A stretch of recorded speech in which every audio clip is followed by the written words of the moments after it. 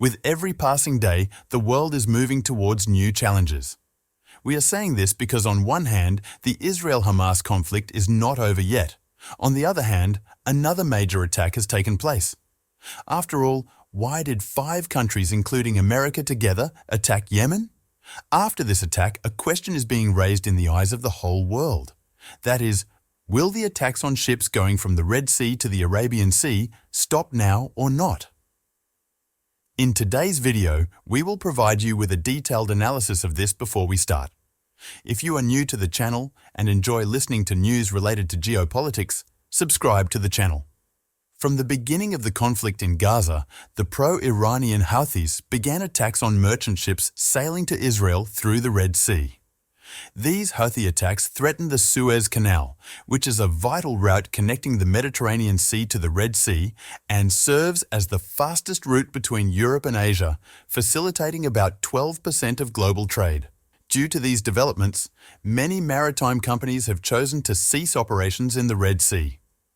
Last night, US and UK naval forces engaged in direct combat with Houthi militants in Yemen, launching 18 UAVs and 3 anti-ship ballistic missiles into a vital sea corridor in the Red Sea, striking both UK and US naval assets. There was an attack. Despite the seriousness of the attack, the American and British navies successfully repelled it. The US military revealed that the incident is the 27th attack on international ships in the Red Sea since November 19th. The initial and most extensive wave of attacks against Houthi positions in Yemen was carried out by US-led coalition forces. F-35S and F-16AS deployed from US and UK aircraft carriers caused significant damage to several Houthi structures, including observation towers, missile launch pads, drone sites, and ammunition stores. Operations were concentrated in the governorates of Sadr and Dammar.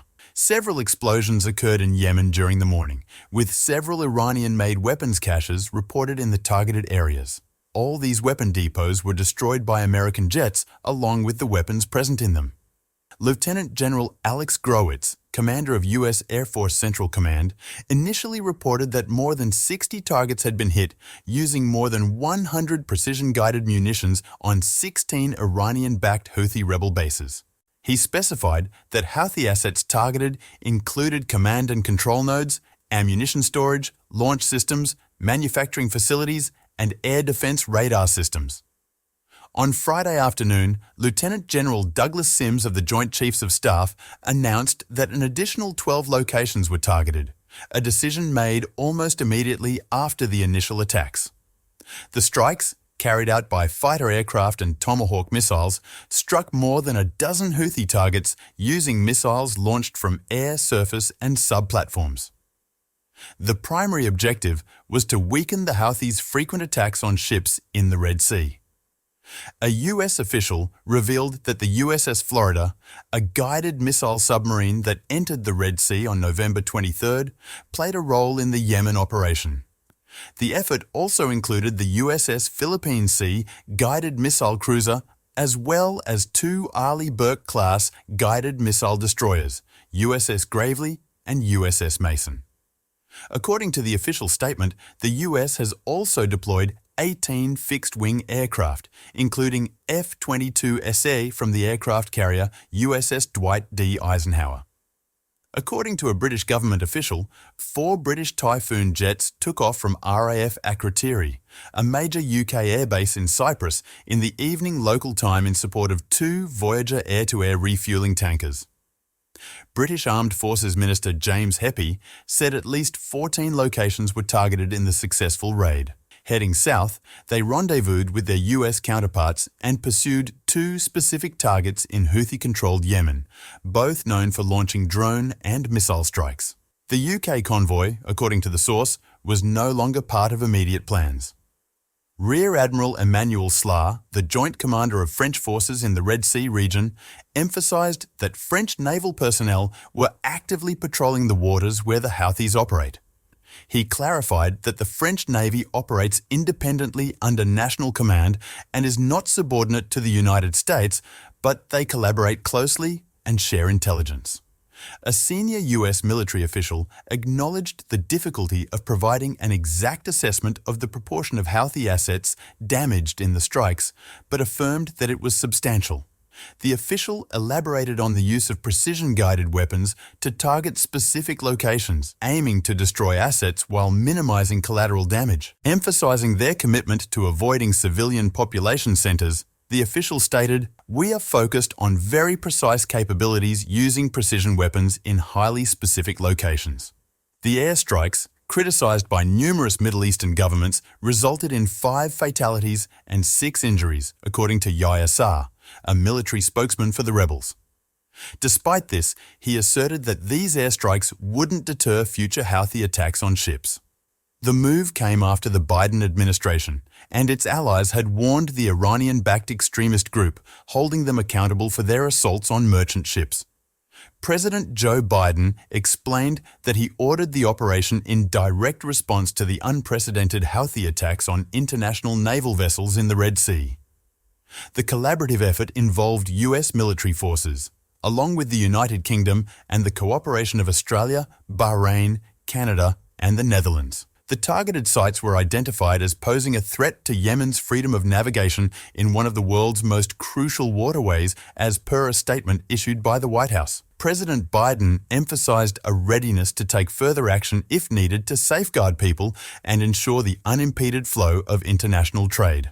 British Prime Minister Rishi Sunak, in a separate statement, asserted that the attacks were in self-defense, aiming to de-escalate tensions and restore stability in the region. The joint US and UK strikes underscore the mounting global concern over the threat to one of the world's vital waterways.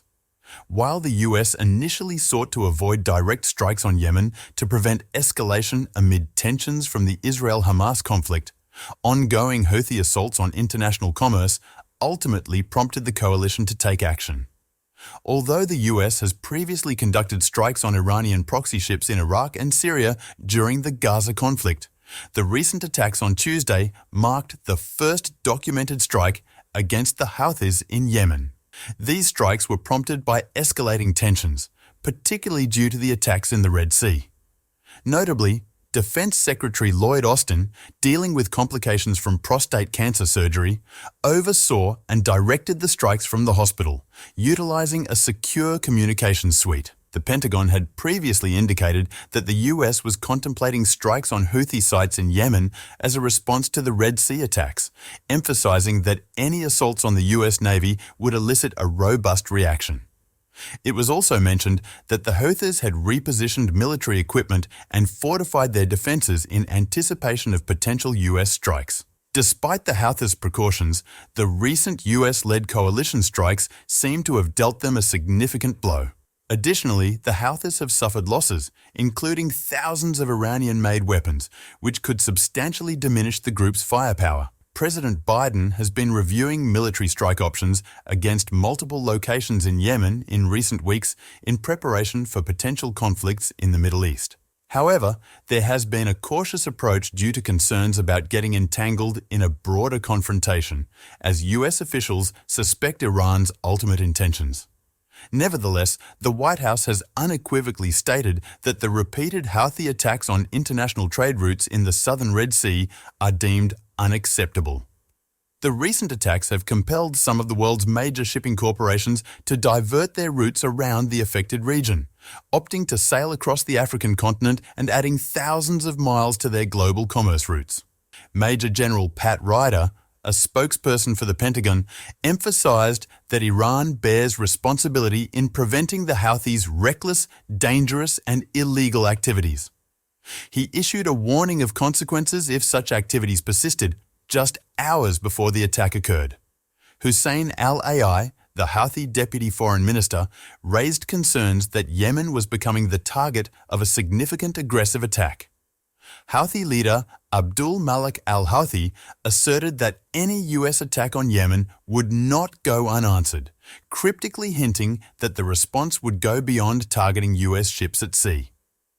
The military spokesperson for the Houthi rebels informed Sarr that they intended to continue striking merchant ships in the Red Sea. In summary, as tensions in the Middle East escalated, the US and UK demonstrated a firm response to the Iranian-backed Houthis' attempts to disrupt the international balance in the Red Sea.